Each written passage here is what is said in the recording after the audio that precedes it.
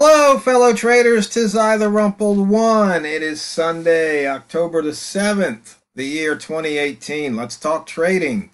Weekly open and gap. Well, before we talk about anything, I always put up the money and risk management screen. It's one of the things we can't forget. Okay, we've got the monthly candle here. The current monthly candle is inside the body of the previous month's. 48 pips off the low, 138 pips off the high. But we're really concerned about the weeklies. And since this is the weekly open and gap, all but one gaps have filled.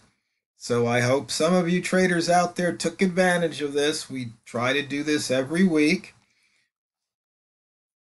And for those of you who do, I hope you're just filling up your let's see, your buckets with pips, your portfolio with pips. Anyway, we can see here we gapped up, we filled the gap, and now it looks like we're going back up. And 4 pips above that weekly open. We're only about, 5 or 6 hours into the trading day here. And since the trading day is just getting started, as you can see, not much on the range. In fact, the euro yen and the dollar yen are running neck and neck right here. And you can see here we entered the upper wick zone and exited the upper wick zone. We entered the lower wick zone, the daily wick zone, and we exited. And as far as the buy zone, you can see we gapped up. Pivot was down, so you take that short here right off the open. You hit the pivot. You entered into the short zone. You see pull back. Should have taken profit there. Here we go right here. You can see just barely made a new high. So as it's pulling back, once again taking profit. Sometimes a little, sometimes a lot. On the in the beginning here, the New Zealand Tokyo opens. You just take a few pips, unless the market gives you more. But usually here, you're just going to see some ranging. Speaking of range, only 29 pips as we stated before, so no rat trading. We can see we've got a weekly pivot, 131.34. There's a target for you to have your eyes on, that weekly pivot. We've already hit the monthly pivot, you can see down here. So our eyes are focused on this 131.34 for the week. The daily pivots, we still have 3 open pivots here. Let's see what happens. Price action, different, same price action, different day. One ball at the bottom, green at the line, 1, 2, possible 30 pips there. One ball at the top, red at the line, possible 10 pips. It's one of those things. Is it going to win every time? No, it's not going to win every time. But it should win enough times that you end the trading session or the trading day or the trading week or month with pips in your pocket. That's the idea here. More pips than what you started with, right? And you can see the previous daily lines here: low, close, mid, open, and high. Once again, just trading when the candle color hits that first line. Here you can only grab to maybe 3 or 4 pips, but that's still a win. Here maybe you grab, well, let's see, what possible grab here was, 10, 11 pips. It's not bad trading, especially starting out on a Sunday.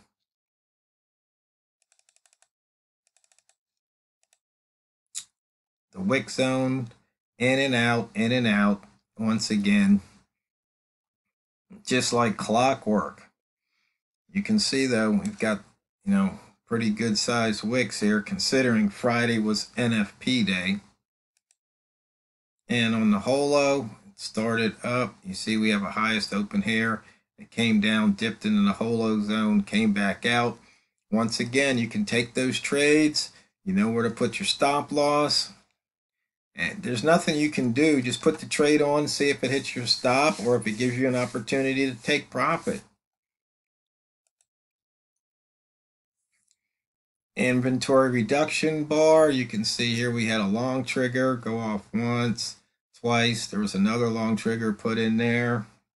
And you can see we hit a short trigger a couple of times here and here. Actually, what, 1, 2, 3, 4. Only good for a couple of pips. And once again, when do you take profit? See it put in a new low. Then it came back, crossed into those wick zones. Just take the profit.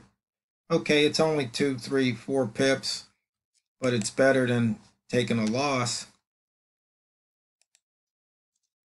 And the previous daily, weekly, monthly open high and low lines.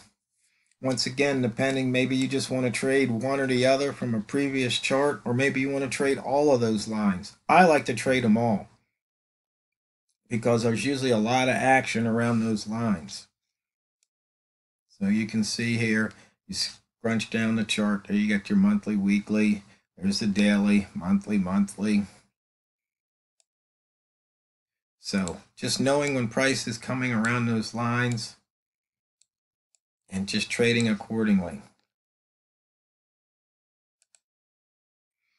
And since I've turned on the computer, you can see here we've had, some nice action there.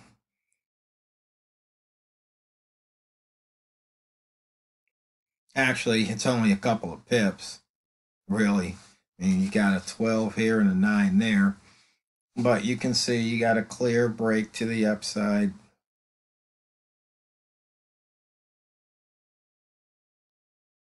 Right there, the valley of the ask. You might be good for a pip or two at the moment.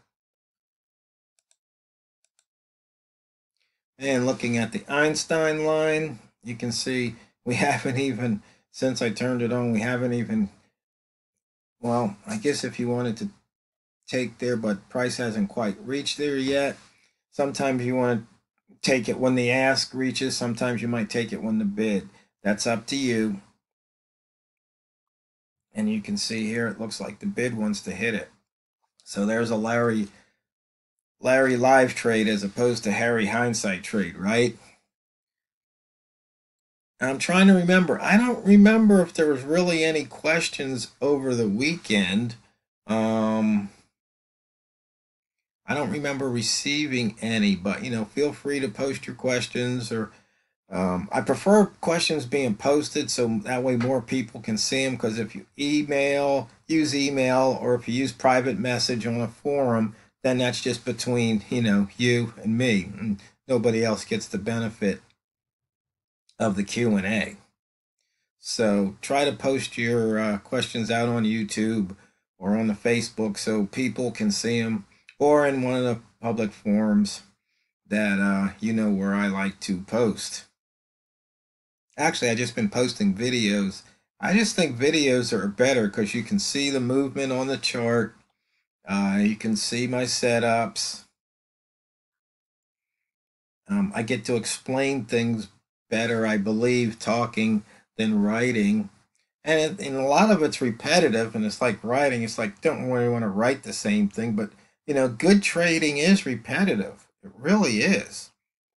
You do the same thing over and over.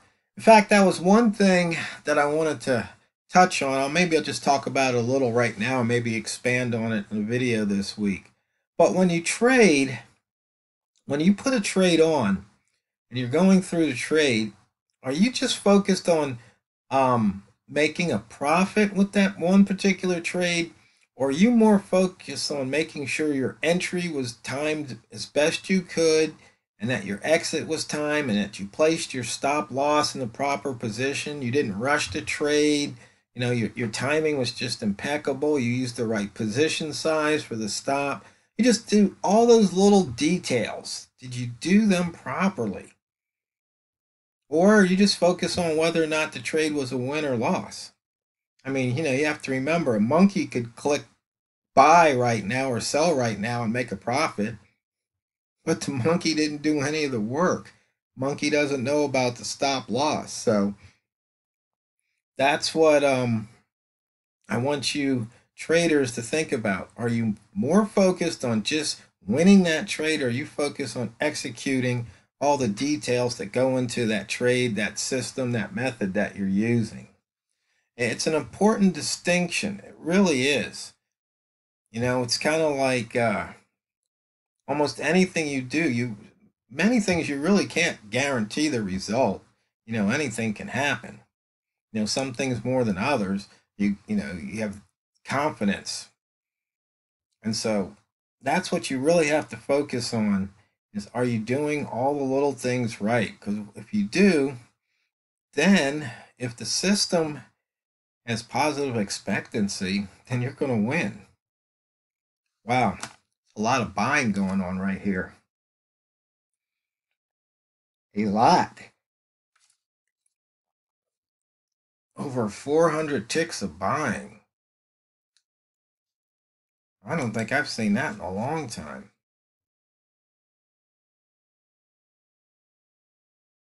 But you see here, since we crossed right here, it's just been 400 ticks of buying. I'm going to watch this for, let's see, can we get 500?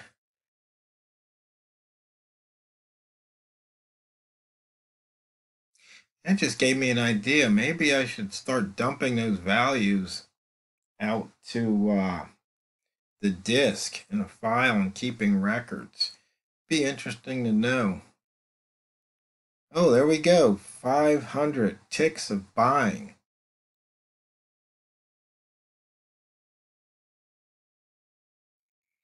That's a lot. Let's see here. Okay, buy started, and so we got about 4.9 pips to the good since the buying started.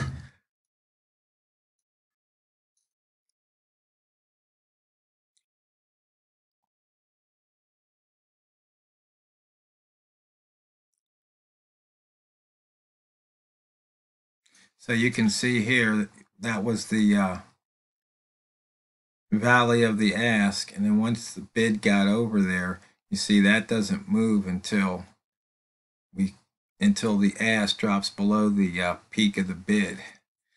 So we're calling that buying right now.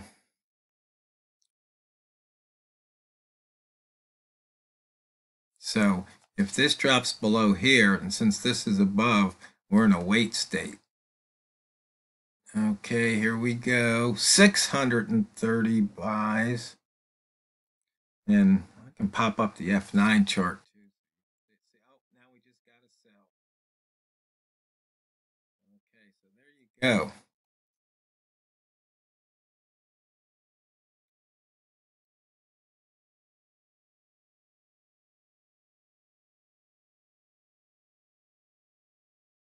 So once again, just using just one right here. That's one way to do some scalping if you're interested in that.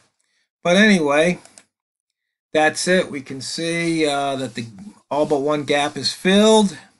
So there you have it. There's the weekly open and gap. So let's have a great week of draining the banks. And just remember, it's not what you trade, it's how you trade it. So drain the banks.